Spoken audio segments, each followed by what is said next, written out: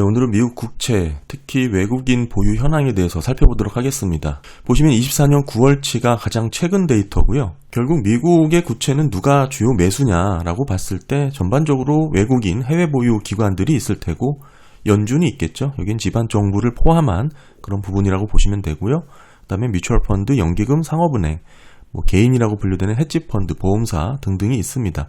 이런 부분에서 국가별로 좀 구분을 해보면 외국인 투자자가 대략 한 30%의 비중을 차지하고 있고 전반적으로 미국 국채의 70%는 미국 정부라든지 미국 내 기관 투자자, 그 다음에 연준 등 미국 내에 소유를 하고 있는 그런 현황이고요. 현재 기준으로 미국 국채의 미결제 총 잔액은 35조 9천억 달러입니다. 이게 24년 10월 31일자 기준이고 여기서 연준이라든지 지방정부의 이제 보유분을 빼고 우리가 보통 유통되는 시장성 국채 잔액을 국채 규모라고 생각을 하죠. 이게 28조 달러 정도 됩니다. 이 중에 9월달 기준으로 미국채 해외 보유 총액이 8조 6,729억 달러니까 결국 외국인 비중이 한 30% 정도 된다. 그렇게 볼 수가 있겠죠. 미국인의 해외 보유 현황에 대해서 말씀을 드리면 상당히 잘못된 정보들이 많은 게 이 데이터입니다. 과거에는 자극적인 주제들이 많았습니다. 더 이상 미국 국채를 사줄 주체가 없다든지, 중국이 미국채를 판다든지, 기타 등등 여러 가지 그런 잘못된 정보들이 왜 나오고 확대 재생산되는지를 곰곰이 개인적으로 생각해 보니까 아무래도 최근에 이제 비트코인 관련돼서 이런 코인 투자하시는 분들이 결국에는 이런 시나리오에 조금 취약할 수밖에 없다 이런 생각을 갖고 있습니다. 아무래도 달러 패권이라든지 이런 달러 지위에 대한 불안정성을 가지고 가격 프라이싱이 이루어지는 경향이 높기 때문에 이런 코인 투자에 관심이 높아지면서 특히나 이제 잘못된 정보가 많이 확대되는 부분이 이런 부분이지 않을까 그런 생각을 갖고 있고 특별히 이제 자세히 들여다보지 않으면 상당히 왜곡될 만한 내용들도 많았거든요. 특히 외국인 국채 비중이 이렇게 줄어드는 이런 시기에는 사실은 순매도가 이루어졌다라기보다는 들고 있던 채권의 평가손이 반영이 돼서 과대평가됐던 그런 부분으로도 이어질 수가 있고요. 사실 소위 전문가라는 분들조차도 잘못 정보를 알고 계시거나 또는 데이터를 잘못 해석하는 경우도 많았는데 최대한 공식적인 자료를 통해서 확인하는 게 필요하다 이렇게 말씀드립니다. 궁극적으로 이 외국인 해외 보유 현황이 계속적으로 늘어나고 있고 가장 최근 9월달 기준으로 8조 6,729억 달러로 집계가 됐습니다. 보시는 차트처럼 해외 기관들의 미국채 보유 현황이 이렇게 늘어나고 있다. YY는 15% 늘었고 MOM으로도 2% 증가세가 계속되고 있다.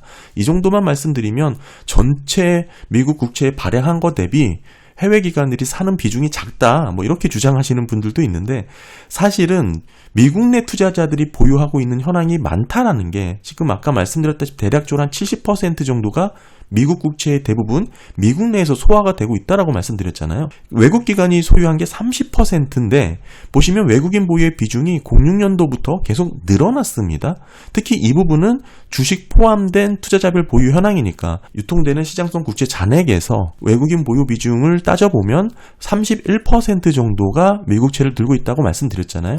결국에는 주식을 포함한 전체 증권 투자자별 비율보다 높은 수준으로 외국인 비중이 늘어났다 이렇게 평가를 할 수가 있겠죠. 따라서 이런 상황에서 미국 국채를 사줄 주체가 없다라고 얘기를 하는 것은 정확한 데이터를 갖고 얘기하는 근거가 아니다 이렇게 볼 수가 있고 이런 부분에서 MOM 변화를 보시게 되면 일본과 중국은 좀 감소되는 것으로 나왔고요. 영국이 2.8%로 많이 좀 늘어났습니다. 벨기에 같은 경우에는 12.8%로 급격하게 늘어난 부분이 있고 따라서 보시게 되면 주요 3개국 일본, 중국, 영국의 흐름입니다. 이제 중국과 영국이 사실상 거의 붙었죠. 중국 같은 경우에는 7,720억 달러, 영국은 7,647억 달러 사실상 역전을 코앞에 두고 있는 상황이고 일본 같은 경우는 사실 이때 저점을 기록하고 재유입을 늘리고 있는 상황인데 지금 엔화 가치에 대한 부분을 방어하기 위해서 지지부진한 그런 흐름을 이어나가고 있습니다. 다만 이 중국이 이렇게 줄어든 부분에 대해서 아까 MOM 변화가 벨기에가 가장 컸다고 말씀드렸고 YY 흐름으로도 적지 않은 비중으로 크러나고 있습니다. 카이만 제도까지 포함을 하게 되면 엄청나게 미국채 보유 현황이 급격하게 늘어나는 거 확인할 수가 있고 특별히 캐나다도 늘고 프랑스도 많이 늘었죠. 근데 아까 아까 중국이 이렇게 줄어든다고 말씀을 드렸지만 이 지금 보시는 자료가 국제자본거래보고서입니다. 이 기준 자체가 실제 보유자가 아니고 지리적 위치를 기준으로 집계를 하고 있어요. 따라서 중국이 벨기에 거래소에 가서 미국 국채를 구입하면 이게 중국이 아니고 벨기에에서 거래된 것으로 잡힌다. 이 얘기를 하고 있는 것이죠. 따라서 골드만삭스는 중국의 미국 국채 보유량을 정확하게 파악하기 위해서는 이 벨기에라든지 룩셈부르크, 더불어서 카이만 제도 같은 이런 등등의 나라의 국채도 함께 고려해야 된다라고 주장을 하고 있습니다. 결국 이런 부분의 보유량을 합산하고 여기에 홍콩까지 더해서 계산을 해보면 중국의 미국 국채 보유량은 대체적으로 안정적이다라고 평가할 수 있다. 뭐 이런 주장도 있다라는 거 간단하게 좀 보시면 좋을 것 같고, 그 외에 기타 국가들 계속적으로 미국채가 늘어나고 있는 상황 확인이 되죠. 나머지 기타 등등의 나라들을 합산해서 보게 되면 19년 1월 이후로 5,396억 달러가 늘었죠. 51%나 늘어가지고 1조 5,882억 달러입니다. 가파르게 늘어나고 있는 거. YY는 11% 늘었고요. MOM도 1.8% 증가세가 이어나가고 있습니다. 따라서 금리 인하 사이클에 맞춰서 달러 약세가 진행될 가능성이 높기 때문에 이런 부분에서 채권 수요에 대한 기대는 빠르게 확대될 수 있다. 최근에 장기채 입찰 결과에서 이런 부분이 확인이 되었죠. 아무래도 해외 기관들 입장에서는 자국 통화에 대한 방어 목적이 약해질 수밖에 없기 때문에 이런 부분에서 강한 입찰 결과가 나타났다, 이렇게 볼 수가 있고, 다시 한번 전체적인 내용을 정리해서 말씀을 드리면 지금 현재 미국 국채 미결제 총 잔액이 35조 9천억 달러입니다. 여기서 유통 가능한 시장성 국채를 계산해보면 27조 9천억 달러죠. 해외 보유 기관들이 8조 6,729억 달러를 들고 있으니까 지금 해외 기관들은 31%의 비중으로 미국 국채를 보유하고 있다. 외국인들의 보유 비중은 06년도부터 오히려 늘었고 31% 비중이라는 것은 채권에 해당되는 비중이기 때문에 사실 주식을 포함한 보유 현황을 놓고 봤을 때 여전히 채권 비중이 늘어나고 있다, 이렇게 봐야겠죠. 더불어서 미국 국채를 미국 내에서 모두 소화하고 있다는 것 자체가 미국 국채라든지 달러의 패권에 대해서 더 안정적이다라는 것을 가미하고 있거든요. 이런 부분에 있어서 잘못된 정보들이 많다, 다시 한번 말씀을 드리고, 최근에 미국 기관들 입장에서 특히 은행이죠. 국채나 공기업 증권의 보유액이 다시 늘어나고 있는 상황입니다. 22년을 기점으로 미국채 보유 잔액을 빠르게 줄였는데 23년 하반기부터 다시 늘리고 있죠. 계속해서 증가세가 나타나고 있고요. 이런 배경에는 예금이 계속 확대되고 있다, 이렇게 말씀을 드렸고, 주요 기관들의 현황을 보시게 되면 뮤추얼 펀드 같은 경우도 계속 늘어나고 있는 상황이죠. 미국 은행 마찬가지고 가파르게 늘었지만 이게 전분기 대비 주춤하는 모습이 동일하게 나오고 있고요. 다만 이런 흐름은 뮤추얼 펀드라든지 개인에 비해서 은행이 가파르게 늘리지 못한 배경이 결국엔 SLR 규제로 인한 부분이 있는데, 이러한 부분은 사실 과도한 규제에 해당되기 때문에 어느 정도 유연하게 재조정될 가능성이 높다. 이런 정책 결정만으로도 국채의 최대 매수세가 다시 한번 미국을 중심으로 유입될 수 있는 환경이 얼마든지 가능하다, 이렇게 말씀을 드리고 있죠. 더불어서 단기채 발행 비중을 좀 최근 흐름으로 살펴보면 24년 10월 기준으로 22.1%입니다. 자금차입위원회의 기준으로는 단기채 발행 비중을 20% 이하로 권고를 하고 있는데, 제가 최근에 10월 30일자 기준으로 T비ll 비율에 대한 재검토가 있었다. 따라서 여러 가지 이유를 쭉 말씀을 드렸고, 이런 부분에서 앞으로 권고 비중이라고 볼 수 있었던 15에서 20%의 단기채 발행 비중을 일시적으로 평균 20%로 재조정하는 게 좋다라는 권고를 냈습니다. 한마디로 일부 상향 조정을 했다라는 얘기죠. 대부분 이 상한선보다는 하한의 비율이 더 중요하다라는 의견에 공통적으로 맞춰졌고, 더불어서 지금은 현재 15%가 건전한 시장을 유지하기 위한 하한선이다. 어느 정도 단기채는 계속 늘려라, 이런 얘기를 하고 있는 거고요. 왜 그러냐면 단기채가 줄어들면 여러 가지 유동성에 충격이 있을 수 있기 때문에 그렇습니다. 이 내용이죠. 두 번째 문구가 제가 말씀드린 단기채의 만기갱신이 계속적으로 롤오버되지 않으면 이게 단기자금 시장에 충격이 생길 수 있다, 그 내용을 얘기하고 있는 거고요.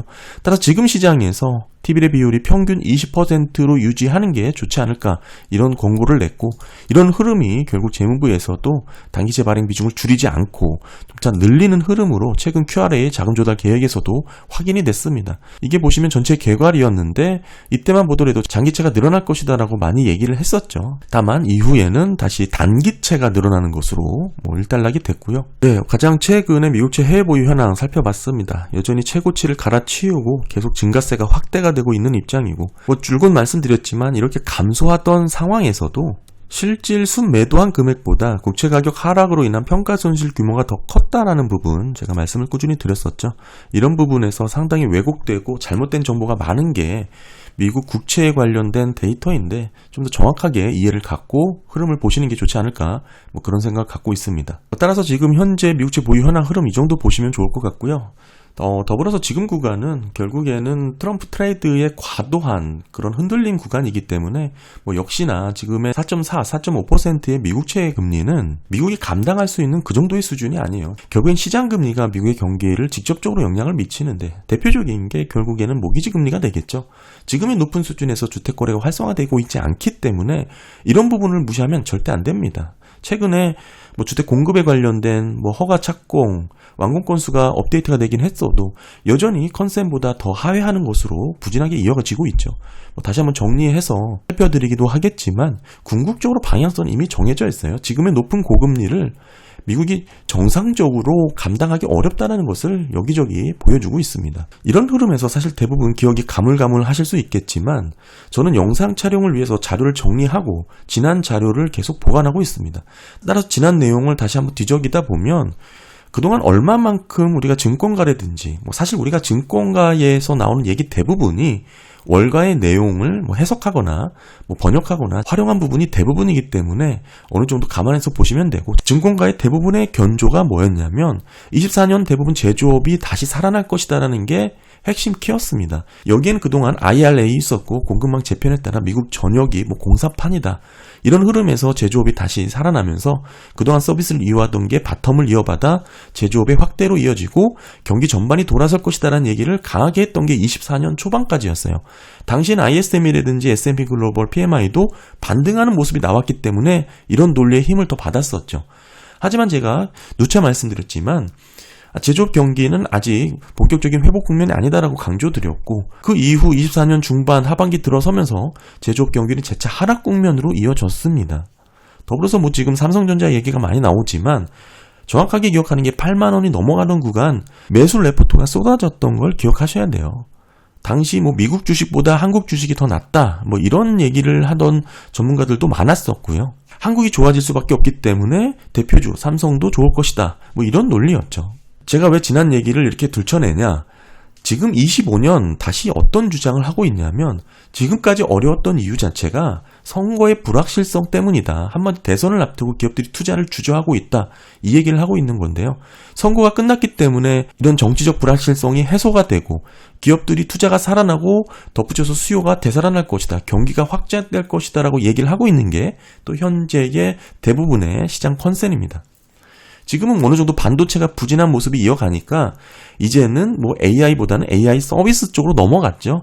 소프트웨어를 밀고 있는 그런 상황이 이어지고 있는데 사실 여기서 덧붙여서 원유까지 얘기해보면 끝도 없습니다. 올해 초만 해도 원자재라든지 원유에 대해서 적극적인 강한 매수를 주장했던 게 수두룩했습니다. 라니뇨, 엘니뇨 기상 얘기를 해가면서 온갖 분석 자료들을 많이 만들었지만 사실 전혀 그렇게 흘러가지 않았습니다.